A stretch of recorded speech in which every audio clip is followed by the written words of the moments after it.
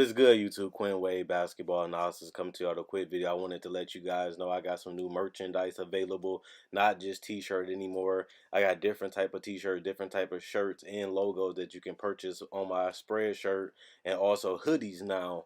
We have expanded and added more to the channel and more merchandise for the brand. Thanks for supporting. It will be in the description and the links will be in the comment section below. Thanks for helping me and supporting the movement. Quinn Wade Basketball Analysis. I'm going.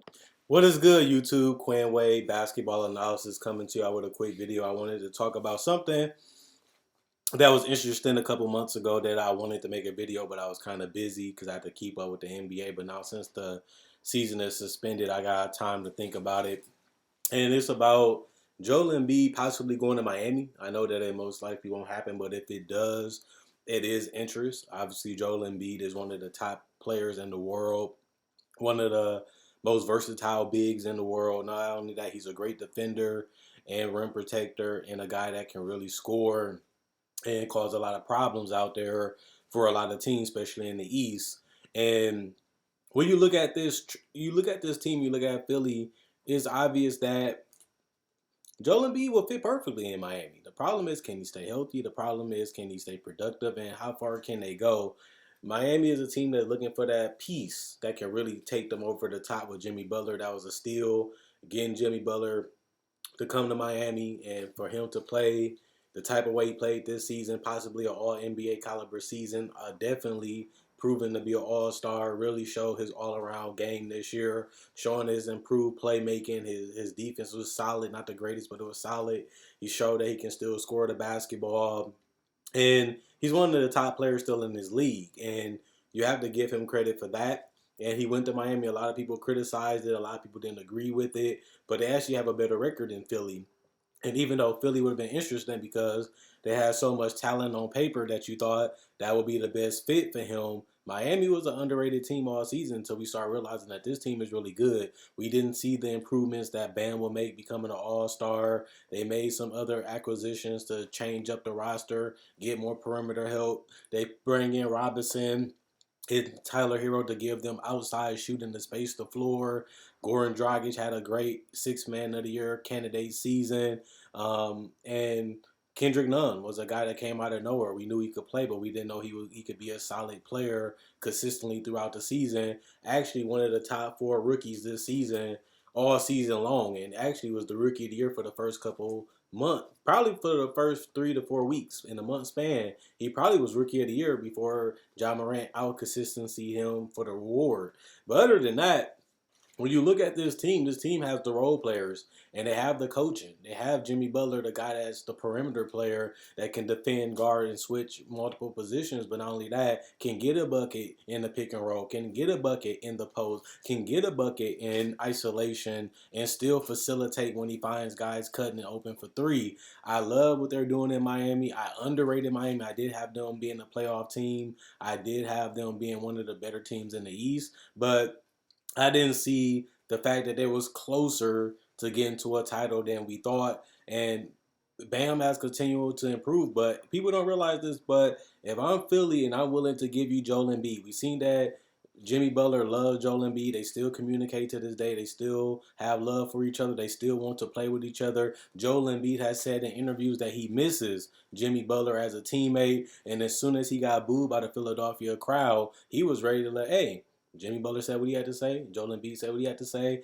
And honestly, it would work in Miami if he could stay healthy and saying, well, Butler, who's been dealing with a lot of nagging injuries the last couple of seasons, that would be dangerous, especially if they can keep a lot of role players on the team and not gut their whole roster for Joel Embiid, because you don't want to do that because the health part. You don't want to give everything up for Joel Embiid and then you're stuck with a guy that can't play all the time in the playoffs or can't be on the court enough to really make this team get a high seed so they can have an easier path to the NBA Finals instead of having to worry about him in maintenance in him to make it to the playoffs and hoping that he stepped up. He still is a defensive monster. His offense goes all the way down in the postseason. That's a concern. And even though he is more versatile, he's a better defender and just an overall significantly better player than Bam at this point in his career. One thing you have to say about Bam is that he is reliable. He does come to work. He's healthy enough, and he can, play on and off the ball. And what I mean by that, he's not scared to set the screens. He's not scared to be a playmaker, and he does what the team needs him to do to win. And that's what makes him that grinding, dirty work players because he doesn't care about scoring. He doesn't care about rebound. He just does what the team needs him to do. What Jimmy Butler tells him to do, what Eric supposed to tell him to do. That Pacific game, he will shut his mouth and just go out there and hoop, go out there and play hard, and do things that help you win basketball games. And he has done that his whole entire career. The only difference is he's getting more opportunity, more minutes, and more time to shine, and he has took that opportunity and did it. So I'm loving what I'm seeing out of Bam. I love what he brings to the table, but there's no doubt that Joel Embiid at this point in his career is the better player. The thing about it is, what do they have to give up? And this is the point where the Heat not gonna like. You're gonna give up Bam.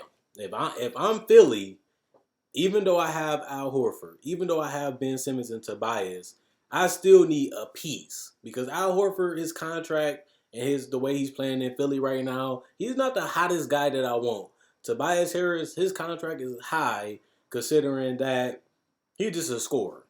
I like Tobias Harris. I respect Tobias Harris, but you're going to give up your possibly best player on your team. You're going to want something back. And that's where I want to see what Pat Riley does because how much do you give up for a guy that's not going to play 82 games, that shrinks a little bit offensively in the playoffs, and honestly may not even be healthy for the whole playoff run? And that's a big thing because you need to be healthy in the playoffs so you have a best chance of winning 4 games. Because it don't matter if you lose 2 games, it matters if you lose 4. But if you lose 2, it puts you more pressure on you to win the next couple games because now if they win game 3 or game 5, they're up 3-2 or up 3-1, and now you're getting eliminated. So it's a lot of things to really think when you think about this trade. I thought it was interesting to bring up because once Joel Embiid said that and what Jimmy Butler did that time, nobody really talked about it. Nobody really worried about it too much. But I think it is interesting because this Ben Simmons Joel Embiid hasn't worked.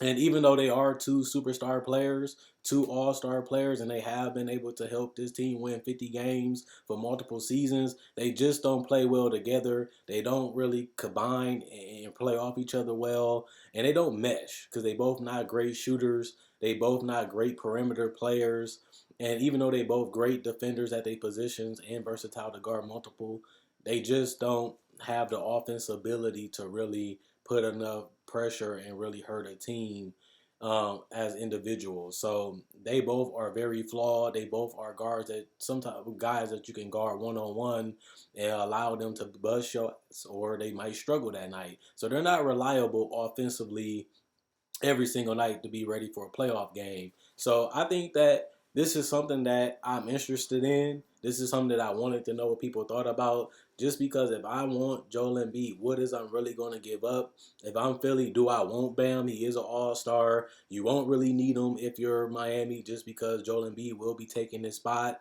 And it is easy to find a replaceable backup center nowadays in the NBA, especially in this up-and-coming free agent market, which means you don't have to really get another big back from Philly. You can just find somebody to fill in just because Miami has so many great role players and they still will have Jimmy Butler and they still will have enough to get to the playoffs even without Joel Embiid playing a full 82 games. But the only risk with Pat Riley, if you do make that trade for Joel Embiid, will that be enough to make you a legitimate championship team? This is a team that had Ben Simmons, J.J. Redick, Jimmy Butler, Joel Embiid, Tobias Harris, and a decent bench for a championship team that got a lot of high payroll players, and they still couldn't get it done against Toronto. You still do have Miami. You still do have Toronto. Boston is continuing to improve and get better. They're going to be dangerous, especially in the future as they continue to improve. But you also got the little small teams that's coming up and waiting to make a deal to put them on the level of the Miamis and the Torontos, the Bostons, and the Phillies, and obviously the Bucks. And Joel Embiid and Jimmy Butler, I can see them containing. Joel Embiid did blow out the Bucks this season. Jimmy Butler has beat the Bucks twice, so that's a team that has the mark on their back. That's a team that you want, just because that's the team that you most likely gonna have to get through in the East to get to the finals. And both of these guys are confident in that matchup. Both of these guys have competed against them and beat them, and they have that ego and that bravado that you need to go against a Bucks team and defeat them. And to me, that's the only question for Pat Riley. If I give up some assets, some picks, and possibly my all-star player to bring Joel Embiid in, who is a risky player to bring in, will that be enough to win a title in Miami? Because that's what Mickey Harrison, Eris Bosa, and Pat Riley looking at. They're making small moves to stay afloat. They made the move for the superstar, which is Jimmy Butler, who I do believe is a superstar. Now they're trying to make that other move to get them to that championship level. Will Joel Embiid be enough? Will they need a third team to where they can get Embiid another piece to really fill out the rest of this roster? Or will they give up all their assets just to get Joel Embiid to come in and then figure out the rest later as free agency will be upon us? Wherever it happens, let me know what you guys think. Should Philly trade Joel Embiid? What do you think they should get in return? What do you think they should give up to get Joel Embiid if it's Miami? And at the same time, is Joel Embiid, Jimmy Butler enough to get you to the finals? Is it even enough to get you a championship in Miami? Because that's what it's all about when it comes to Pat Riley. It's going to be hard. It's going to be tough, but it's only one champion. And they're getting to the point where Jimmy Butler's in them 30s. He only got a certain amount of time that he's going to be at the peak of his power like he is right now. He has the right mentality. He fits the culture. He has everything going for him right now this season. And Joel Embiid again is beat up. He just came back from an injury, and he's getting ready to go to the playoffs. But I don't really think Philly's going to do much because we don't know what's going on with Ben Simmons, and we don't even know when the playoffs is going to start, and even if it does. So right now we just thinking, having fun with videos, and I thought that was an interesting thing that a lot of people didn't really key on and really talk about. Is it really realistic that Joel Embiid can go to Miami? Should he go to Miami? And if he does, will that be enough? Whatever you think, let me know in the comment section below. This is Quinn Wade, Basketball Analysis, signing out. But before I go, check out my website, analysisplayground.com. Link in the description, comment section below. Check out my Facebook page, analysisplayground.com. Link in the description, comment section below. Like on Facebook to show support. Thanks for everybody that likes on Facebook. Thanks for everybody that liked the video already. And on top of that, if you didn't like the video, please like it, please share it. Also subscribe. I make videos every single day. I do breakdowns of real footage and players, and sometimes rookies. Rookie analysis breakdown is what I call it. You can check that out on my channel if you're new. Also, I cover the draft. I cover free agency, trade deadline, season previews, and I do make videos, like I said, every single day throughout the whole year. So at the end of the day, if you love basketball, you love hearing about it, you want to hear a different perspective, this is the channel for you. So subscribe. Other than that, let me know what you guys think about Miami letting go of Bam. Do they let go of their shooters? Do they let go of some three-team trade? Is Joel Embiid even worth it? Jimmy Butler likes him. He likes playing with Butler. He missed Butler. They both in the playoffs without each other, and teaming up will make them even stronger if they can stay healthy. But will they? That's the question. But whatever you feel, let me know in the comment section below. Quinn Wade, Basketball Analysis. I'm going.